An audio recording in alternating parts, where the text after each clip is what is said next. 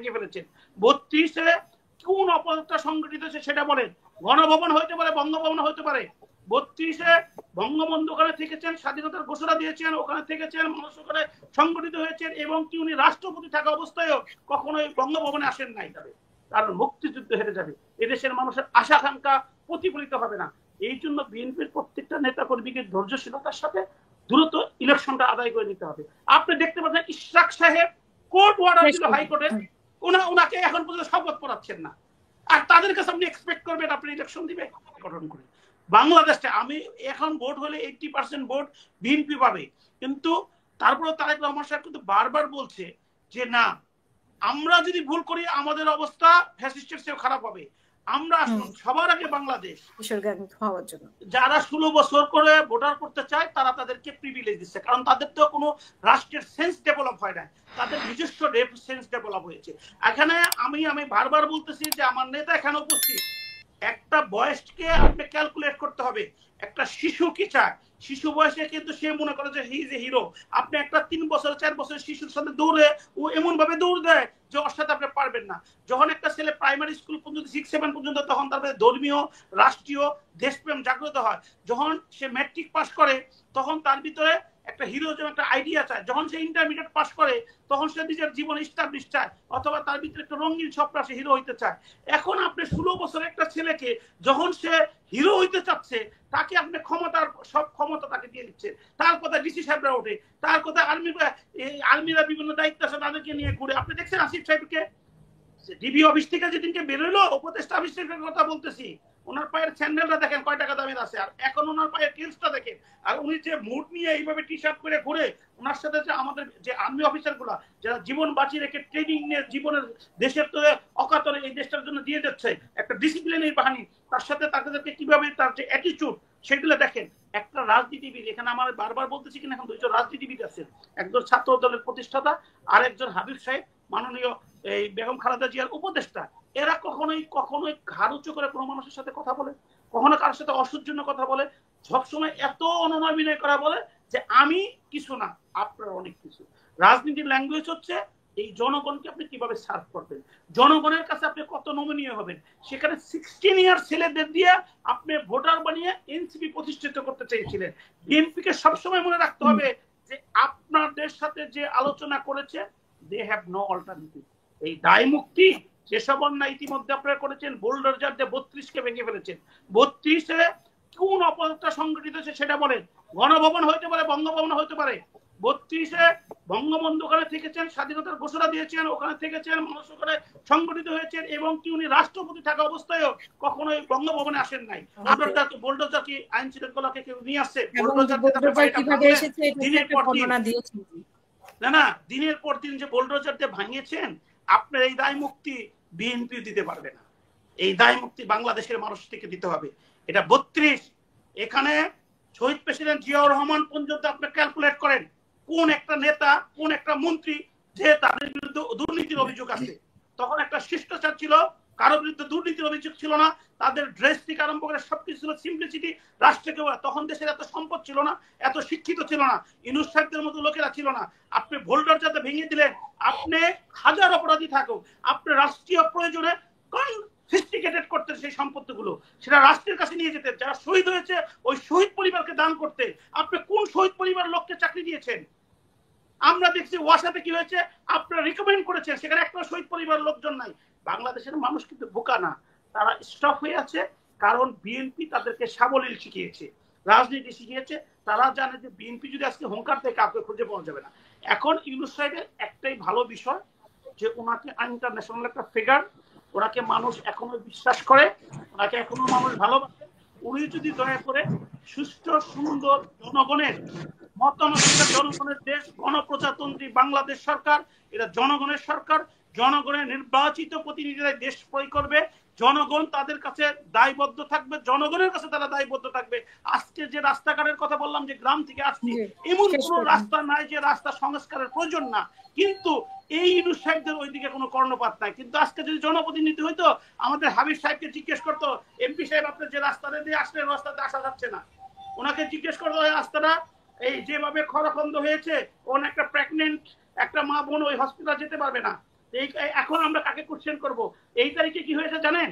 ঈদের দিন আমার টাকা আমি গরু কুরবানি দিব, আমার টাকা আমি গরু কুরবানি দিব, আমার সভাতে এসিলেন যে আর্মি পুলিশ এসে আমাকে গরু কুরবানি দিতে দিবে না। আমি বললাম আপনি কমপ্লেনটা কই দেখান আমাকে, যে অভিযোগটা করেছে তার নামটা বলেন, অভিযোগ পত্র দেখেন, দেখাতে পারলো না। তারপরে অনেকক্ষণ ডিসকাস করে একটা ভুয়া সংবাদ নিয়ে আসলো কি ডিএসবি তাকে নাকি রিপোর্ট করেছে। আমার ডিএসবি যদি রিপোর্ট করে, ডিএসবি রিপোর্ট আপনাদের চেয়ে বড় হলো, এই একটা হলো স্যাম্পল স্ট্যাটাস। যদি বিএনপি জনগণের পক্ষে না দাঁড়ায়, কিছুদিন পরে তারা আরো বিভিন্ন বিভিন্ন কৌশল নিয়ে আসবে।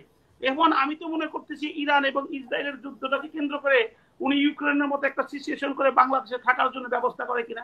আমার বিশ্বাস হয় 200 বছর আগে ইস্ট ইন্ডিয়ান কোম্পানি এসেছিল জাহাজের মাধ্যমে, ওনারা কিন্তু আকাশের মাধ্যমে চলে আসছে। অর্থাৎ বিএনপি, যেহেতু বিএনপি হেরে গেলে বাংলাদেশ হেরে যাবে, কারণ মুক্তিযুদ্ধ হেরে যাবে, এদেশের মানুষের আশা আকাঙ্ক্ষা প্রতিফলিত হবে না। এই জন্য বিএনপির প্রত্যেকটা নেতা কর্মীকে ধৈর্যশীলতার সাথে দ্রুত ইলেকশনটা আদায় করে নিতে হবে। আপনি দেখতে পাচ্ছেন ইশরাক সাহেব কোর্ট অর্ডার দিল হাইকোর্টে, ওনাকে এখন পর্যন্ত শপথ পড়াচ্ছেন না। আর তাদের কাছে আপনি এক্সপেক্ট করবেন আপনি ইলেকশন দিবে? আর যারা এই সরকারের পক্ষে লাভাচ্ছে, আপনি একটা লোক দেখান বেনিফিট পায় নাই, একটা লোক দেখান। আইদার তারা বিএনপি আওয়ামী লীগ অন্য দলের সাথে সম্পৃক্ত না, এখানে কিছু গুরুত্ব পাচ্ছে অথবা গুরুত্ব পাওয়ার চেষ্টা করছে, তারা এদের প্রশংসা করতেছে, এবং তাদের একজনের জনগণের সাথে সম্পর্ক না। আমি আপনাকে চ্যালেঞ্জ করে বললাম, কারণ জনগণের সাথে সম্পর্ক থাকলে এখানে ভাবি হাবিব সাহেবের আছে, জনগণের সাথে সম্পর্ক থাকলে আমি ব্যারিস্টার এম আশরাফুল ইসলাম আছি। আমি 2014 সালে ইংল্যান্ড ছেড়ে এই দেশের মানুষের কথা বলছি, এখানে মায়ের খাচ্ছি, এখানে অপমানিত হচ্ছি, কিন্তু জনগণের যেটা প্রয়োজন সেটা বলে বেড়াচ্ছি। আমি বললাম যে কোঠা বিরোধী আন্দোলন হয়েছে, আমার সেই ভাই, আমার সেই সন্তানদের চাকরি আপনি দিয়েছেন? আপনি দেন নাই।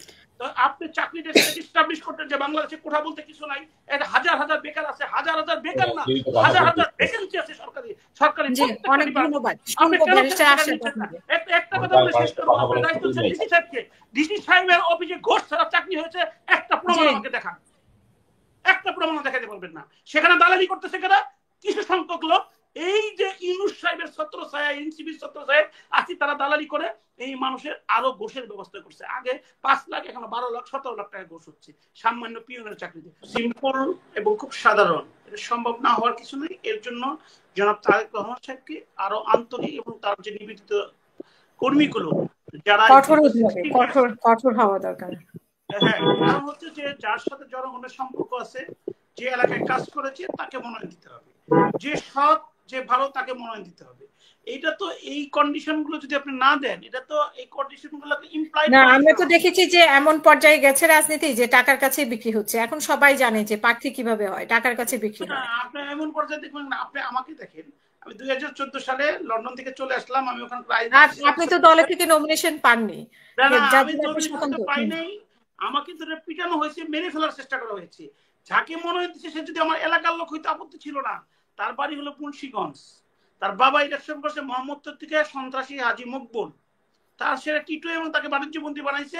24 ডেম ইলেকশনও ভোট সব ডাকাতি করে দিয়ে গেছে।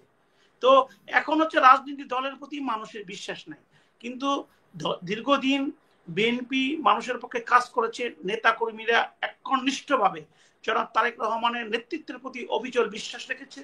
সেই পরিপ্রেক্ষিতে যদিও আমি বিএনপি কিছু না, ইন্ডিপেন্ডেন্ট, কিন্তু দেশের একটা নাগরিক, দেশে একটা সুন্দর শোভাশা, আমি সেটা স্বীকার করি আর না করি সেটা তো আমার গায়ে লাগবে। আরেকটা জিনিস হলো যে আপনার প্রথম কোশ্চেন দিকে বলি, আপনারা কিন্তু এই জনাব তারেক রহমানের 31 পয়েন্টটাকে ডিসকাস করতেছেন না। এত সুন্দর একটা পয়েন্ট বলেছে, সেখানে সে কিন্তু ইউনুস সাহেবকে ইনক্লুড করে বলেছে যে আসল সবাই মিলে, সমস্ত দল মত নির্বিশেষে আমরা সবার আগে বাংলাদেশটাকে গঠন করি। বাংলাদেশটা, আমি এখন ভোট হলে 80% ভোট বিএনপি পাবে, কিন্তু তারপরে তারেক রহমান সাহেব কিন্তু বারবার বলছে যে না, আমরা যদি ভুল করি আমাদের অবস্থা ফ্যাসিস্টের চেয়েও খারাপ হবে। আমরা সবার আগে বাংলাদেশ, আমরা বাংলাদেশটাকে গঠন করি, সবাইকে নিয়ে গঠন করি, সমস্ত মত সংস্কারের কথা বলছেন। একটা কথা বলে শেষ করব, 31 পয়েন্টের মধ্যে আছে না সংস্কার, যে একজন দুইবারের বেশি প্রাইম মিনিস্টার হতে পারবে না। তাহলে আপনি যে এই যে মানুষের আই ওয়াশ করতেছেন যে না বিএনপিরা নো বলেছে, এটা হা না বোর্ডের মধ্যে মাল্টিপল চয়েসে তারা নো বলেছে, কোথায় তাদের 31 পয়েন্টগুলো আপনি পড়েন। এখন যারা সরকার পরিচালনা করছেন তারা যদি এখানে সত্যিকারে কোনো কিছু ভালো কিছু চায়, ভালো কিছু দেশের জন্য করতে চায়, এখন তো বাংলাদেশ তাকিয়ে আছে তারেক রহমান সাহেবের উপর, বিএনপির উপর। তার 31 পয়েন্টটা দেখেন 31 পয়েন্টের সাথে কোনোটা গরমিল হলে, আপনাদের কোনো অসামঞ্জস্য হলে সেটাকে অ্যামেন্ডমেন্ট করার চেষ্টা করেন, যেহেতু আপনার রাষ্ট্রীয় ক্ষমতায় আছেন এখন। সেটা নিয়ে তো কথা বলছেন না। 31 পয়েন্টের মধ্যে সমস্ত সংস্কার নিহিত। সেই জন্য বলবো যে জনাব তারেক রহমান সাহেব, যদি একটা সুষ্ঠু গণতন্ত্র পরিচালনা হয়, গণতন্ত্রের সাথে সব জনগণের সাথে যারা সম্পৃক্ত আছে, যারা ওই গ্রামগঞ্জের খবর রাখে যে রাস্তাঘাট ভেঙে যাচ্ছে, মানুষ অসুবিধায় পড়ছে, হসপিটাল চিকিৎসা পাচ্ছে না, এডুকেশন ইনস্টিটিউশন শেখ হাসিনা ধ্বংস করে গেছে, সবচেয়ে বেশি ধ্বংস করছে, সেগুলো যাতে সুন্দরভাবে পরিচালিত হয়ে শিক্ষার মেরুদণ্ড খাড়া হয়, এগুলোর প্রতি যেসব লোকগুলো আন্তরিক আছে, মানুষের সাথে তার দুঃখ কষ্ট ভালোবাসা শেয়ার করে, তাদেরকে মনোনয়ন দেওয়া উচিত। ধন্যবাদ।